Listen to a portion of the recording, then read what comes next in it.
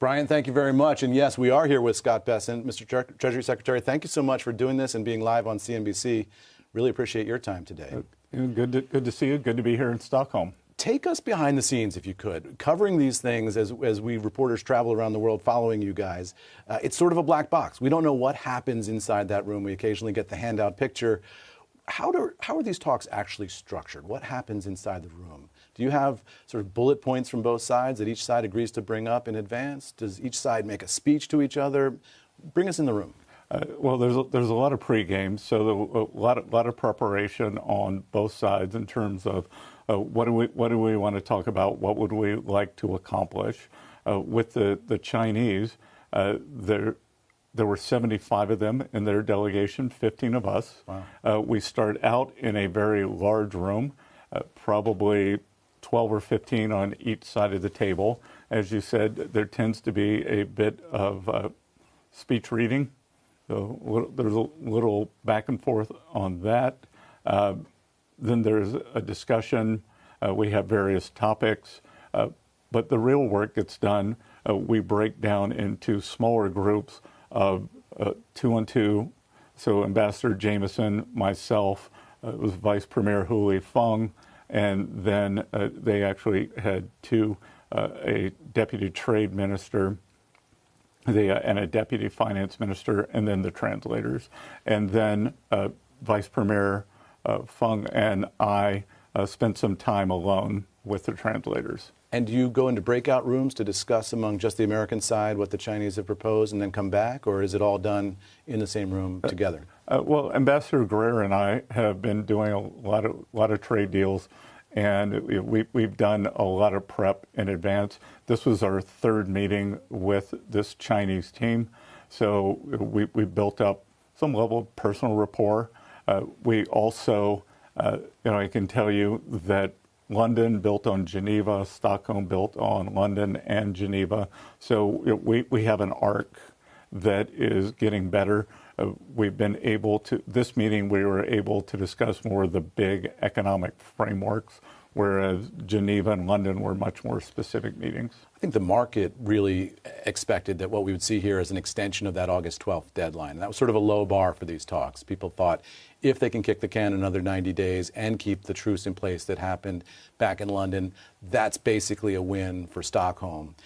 Did you agree to kick that can down the road, or is that pending President Trump's approval? Well, it's pending President Trump's approval. He has final say on all the trade deals. I spoke to him right before I came in with you. I'm going to see him with Ambassador Greer tomorrow, and he'll have the final decision. I think our Chinese counterparts have jumped the gun a little and said that we do have an extension. I can say that the meetings were very far-reaching, robust, and highly satisfactory. And what will you recommend to President Trump, if you can share it with us? Will you recommend that he extend that pause? Well, we're just going to give him the facts, and then he'll decide. What can you tell us was agreed to in the room, if anything? Any specific agreements on any of those agenda items that you set up in the pregame, as you called it? Well, we continually are perfecting their rare earth control system. It was a new system that was put in globally on April 4th, and it's been a bit clunky. So we keep pushing them to work on that, and it's the entire global supply chain, because the restrictions or the controls aren't just on the U.S., it's on every country. So we discussed that. We made some very good progress on that. We had very long discussions, in-depth discussions, and reports on each other's economies. We push them. They have what they call the 5-year plan coming up. I believe the meeting is in September, October. It'll be discussed in February. And we discussed, or Ambassador Jameson and I encourage them to work on rebalancing the economy towards more of a consumer economy, away from a manufacturing economy. And if they have decided that is in their 5-year plan, to make that public.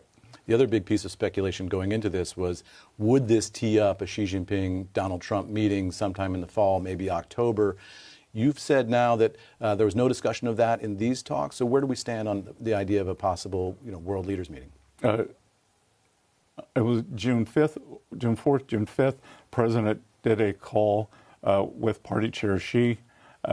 Party Chair Xi invited him to come to Beijing. So, that'll be something between the White House and Xi's staff.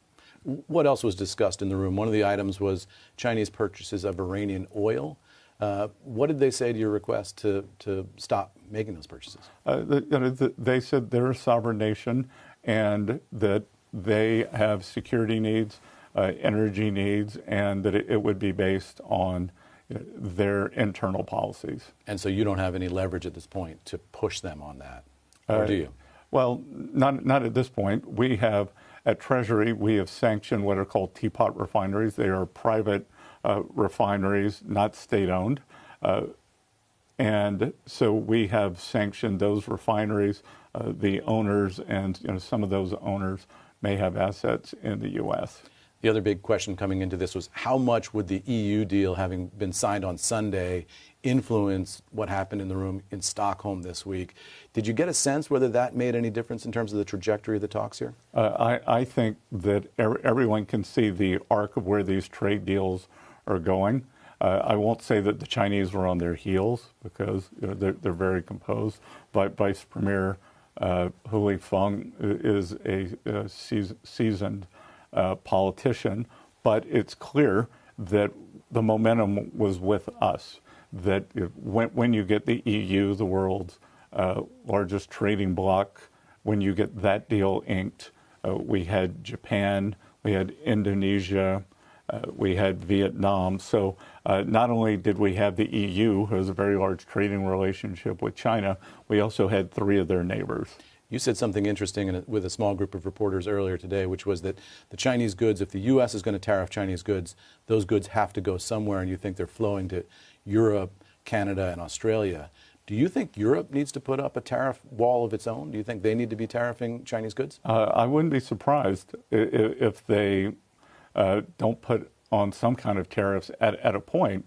But this is where the opportunity is for the Chinese to be proactive and create a bigger consumer economy and sell more of those goods at home, because those goods can't just flow to the global south. You've said that's your goal for the Chinese economy. It's not entirely clear that that's the Chinese government's goal for the Chinese economy. To what degree do you get the sense that they embrace that argument at all? Again, we'll see. It may take some external forces. I remember I think I went to Japan the first time in 1990. Maybe the bubble burst in 1991. They didn't fix the banking problem until 2004. Then Abenomics wasn't until 2012. And that was really an external stimulus. A lot of that was from the China threat. So, it may take some external stimulus or an external catalyst to get the Chinese to change. It may be more tariffs. One of the big questions about that EU deal from the weekend is this $600 billion piece for additional purchases from the United States. But EU officials have come out since the deal was agreed to and said, well, that's coming from private sector companies. We don't really have any control over that, so we can't enforce it on our end. Does the U.S. have any guarantee that that $600 billion is real and is actually going to happen? Well, I think that's going to be closely monitored. I think President Trump believes that this is a good deal. I mean, on paper, this is the deal of the century. And I would be surprised over time if the EU doesn't hold up their end of the bargain, or the 15% tariff rate could change. What do you think those purchases will be? I mean, that could impact hugely some American companies. Well, it could be purchases. Problem now is Europe is rearming. NATO is finally upping its defense spending. We have a very large backlog with our defense companies. So I would imagine a big portion of that could be for defense. There are going to be some ag purchases, and then they'll also be building, increased investment in European companies putting plants in the U.S. These deals have been coming pretty fast and furious. At times, it gets hard to track the details of them. The Vietnam deal that the president announced earlier in July, I don't think we've seen confirmation, or at least I haven't, as I sit here now, from the Vietnamese government of that deal. Did we get confirmation from the Vietnamese government? Do we have an agreement with them on paper? I didn't work on that deal, but I assume that we do, because we've also done Indonesia and Philippines, so I would imagine that. But you haven't seen that paperwork? But I don't, that's Ambassador Greer, who is a seasoned veteran with an encyclopedic memory and knowledge of all this, keeps all that. How do you divide it in the room between yourself and Ambassador Greer as you are negotiating with the Chinese? Do you have a lane? Does he have a lane? I think I try to keep things moving along in a big picture way and think about what are our goals. Ambassador Greer, again, like I said, he not only has an encyclopedic knowledge, he has dealt with the Chinese in President Trump's first term. He knows all the particulars on tariffs, on trade, on he walks around. It's a great prop. It's probably 2 times, 3 times bigger than the old New York City phone book, but it's the non-tariff trade barriers of all the countries. So you can put that down on the table and say, okay, let's go through them. Right. Friday, we've got another big deadline coming up, which is August 1st for snapback tariffs on all the other countries that have not agreed to a deal so far. What can you tell American businesses to expect on Friday? Well, I would think that it's not the end of the world if these snapback tariffs are on for anywhere from a few days to a few weeks, as long as the countries are moving forward and trying to negotiate in good faith. One of the other big questions around this has been which of these other sideline issues are really part of this trade deal and which are not. TikTok has been one that we've talked about. You said that wasn't discussed today. The other question is that the Financial Times reported that the president of Taiwan was declined permission to transit New York, which is something that the Chinese would have wanted from the U.S. government. Was that done to help smooth the deal with the Chinese? Yeah, and I want to go back for sure. Because the August 1st is important. I think for President Trump, for me, what's given us a lot of negotiating leverage is he's happy to do the deal, but he's equally as happy, sometimes in in some cases, more happy just to have the tariff income. Right. So it gives us a lot of negotiating flexibility. So TikTok wasn't discussed, and we are very careful to keep trade and national security separate. So the Taiwanese president's movements had nothing to do with our talks. Mr. Secretary, we're almost out of time. I'm being told we have just 1 minute left. So with that, give us a sense of what you expect next from this U.S.-China relationship. Are we going to see another meeting in 90 days? What city will we be in at 90 days from now?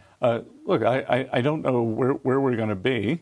The good news is we're talking, because initially China was on April 2nd, Tariff Day. We advised all the countries, don't retaliate, and that would be your peak number, and you can work down from there. China was the only country to retaliate. We went into this tit for tat. We ended up at 145. They were at 125, which is essentially an embargo. We brought those down in Geneva. There's the problem with the rare earth magnets. That was solved Geneva, London. And the good news is President Xi, President Trump have a very close relationship. Now we are able to establish communication lanes at all the various levels, whether it's between Ambassador Greer and myself, with the Vice Premier, with the trade delegations, with the Deputy Finance Minister. So, I think more interaction is good interaction. We're not going to agree. They're tough negotiators. We're tough negotiators. So we'll see where it goes.